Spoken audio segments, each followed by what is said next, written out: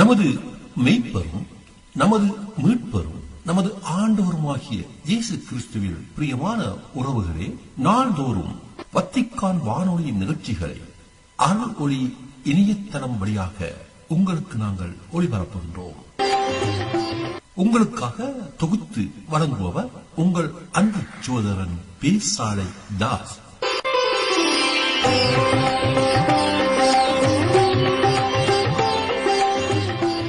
லௌதேத்தூர் இயேசுஸ் கிறிஸ்துஸ். இயேசு கிறிஸ்துவுக்கு புகழ். தமிழ் கூறும் நல்லுலகில் வாழும் அனைத்து அன்புள்ளங்களுக்கும் வத்திக்கான் வானொலியின் வணக்கம். இறைவன் உங்கள் உள்ளத்தையும் இல்லத்தையும் தன் அன்பாலும் அருளாலும் அமைதியாலும் இன்றும் என்றும் நிரப்புவாராக.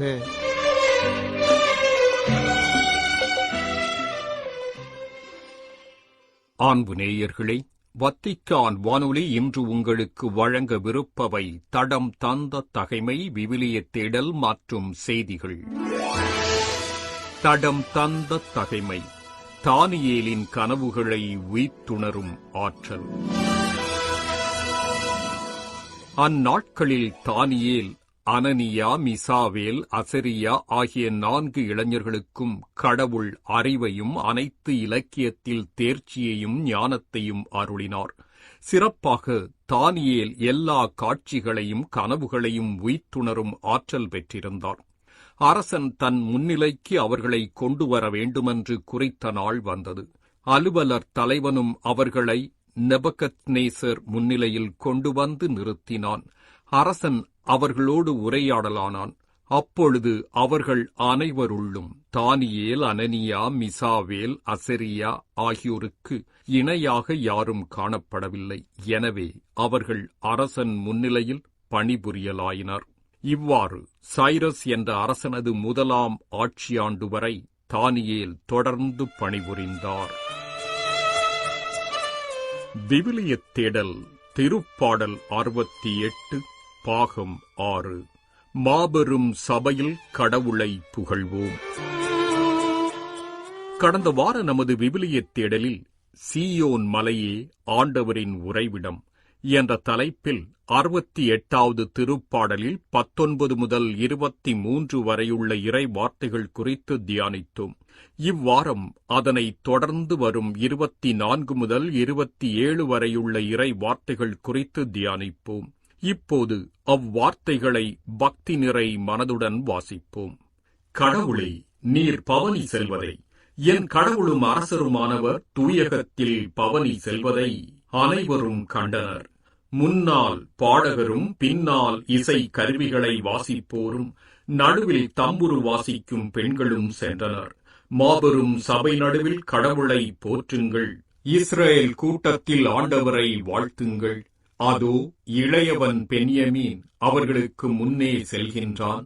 யூதாவின் தலைவர்கள் கூட்டமாய் செல்கின்றார்கள். செபுலோன் தலைவர்களும் நப்தலியின் தலைவர்களும் அங்குள்ளார்கள்.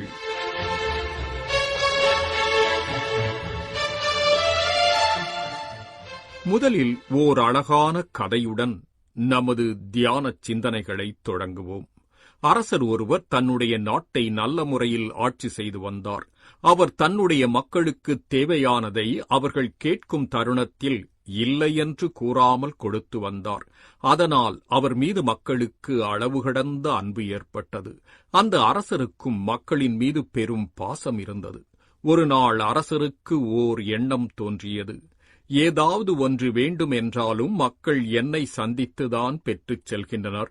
அப்படி அவர்கள் என்னை சந்தித்து அதற்கான விளக்கத்தை அளித்து அந்த பொருட்களை பெற்றுச் செல்வதில் எனக்கு உடன்பாடு இல்லை. எனவே தலைநகரில் ஒரு பொருட்காட்சியை அமைத்து அதில் எல்லா பொருட்களையும் வைத்துவிட்டால் யாருக்கு எந்த பொருள் வேண்டுமோ அதை மக்கள் இலவசமாக அவர்களின் தேவைக்கு ஏற்றவாறு எடுத்துச் செல்லலாம் அல்லவா என்று எண்ணினார். தனக்கு தோன்றிய அந்த யோசனையை தன்னுடைய அமைச்சர்களிடம் பேசி கருத்து கேட்டார் அரசர். அவர்களும் மனமகிழ்ந்து அவரது கருத்தை ஒப்புக்கொண்டனர். இதை அடுத்து தலைநகரில் பிரம்மாண்டமான ஒரு பொருட்காட்சி மையம் உருவாக்கப்பட்டது. அதில் அனைத்து பொருட்களும் கிடைக்கும் வகையில் அரசர் ஏற்பாடு செய்திருந்தார். அதுவும் அனைவருக்கும் போதும் என்று சொல்லக்கூடிய அளவிற்கு பொருட்கள் அங்கே குவித்து வைக்கப்பட்டிருந்தன. பின்னர் மக்களுக்கு இது பற்றி முரசறைந்து அறிவிக்கப்பட்டது. பின் நல்லதொரு நாளில் அந்த பொருட்காட்சியை அரசர் திறந்து வைத்தார். அந்த நாட்டு மக்கள் அனைவரும் வந்து தங்களுக்கு தேவையான பொருட்களை தங்களின் தேவைக்கு ஏற்றவாறு எடுத்துச் சென்றனர். சிலர் பொன், சிலர் உடை, சிலர் வீட்டு உபயோகப் பொருட்கள், சிலர் குழந்தைகளுக்கான விளையாட்டுப் பொருட்கள் என்று ஒவ்வொருவரும் தங்களுக்கு தேவையானவற்றை எடுத்துக்கொண்டு சென்றனர். அப்போது அந்த பொருட்காட்சிக்கு ஒரு மூதாட்டியும் வந்திருந்தார். அவர் அங்கு வந்து சுற்றும் முற்றும் பார்த்துக் கொண்டிருந்தாரைத் தவிர எந்த பொருளையும் எடுத்துக் கொள்ளவில்லை. அங்கிருந்த அரண்மனை அதிகாரிகள் அந்த மூதாட்டியிடம் வந்து, அம்மா, உங்களுக்கு தேவையான பொருளை எடுத்துக் கொள்ளுங்கள், ஏன் தயங்கி நிற்கின்றீர்கள்? அரசரை நேரில் சந்தித்து நீங்கள் கேட்க தயங்குவீர்கள் என்பதால்தான் அவரும் இதுபோன்ற ஓர் ஏற்பாட்டை செய்திருக்கின்றார். எனவே தயங்காமல் உங்களுக்கு தேவையானதை எடுத்துக் கொள்ளுங்கள் என்றனர். அதற்கு அந்த மூதாட்டி, இங்கிருக்கும் எந்த பொருளும் எனக்கு தேவையில்லை, ஆனால் எனக்கு அரசரை பார்க்க வேண்டும், அதற்கு ஏற்பாடு செய்யுங்கள் என்றார். உடனே அரண்மனை அதிகாரிகள் மூதாட்டியின் விருப்பத்தை அமைச்சர்களிடம் கூறினர். அவர்கள் வந்து மூதாட்டியிடம் பேசியும் கூட அவர், எனக்கு எந்த பொருளும் வேண்டாம், அரசரைத்தான் பார்க்க வேண்டும் என்று கண்டிப்பாக கூறிவிட்டார். இதை அடுத்து அந்த தகவல் அரசருக்குச் சொல்லப்பட்டது. உடனே அரசர் தன்னுடைய யானையின் மீது ஏறி அந்த இடத்திற்கு வந்தார். யானையின் மீது அமர்ந்தபடியே பாட்டியிடம், தாயே, உங்களுக்கு என்ன வேண்டும்? நான் வந்துவிட்டேன், வேண்டியதை கேளுங்கள் என்றார். அதற்கு அந்த மூதாட்டி, அரசே, எனக்கு நீதான் வேண்டும் என்றார். அரசருக்கு ஒன்றும் புரியவில்லை. தாயே, நீங்கள் என்ன சொல்ல வருகின்றீர்கள்? அதை தெளிவாக கூறுங்கள் என்றார். மன்னா, எனக்கு இந்த பொருட்காட்சியில் இருக்கும் எந்த பொருளும் தேவையில்லை. எனக்கு நீதான் வேண்டும். நான் உனது தாயாக வேண்டும்.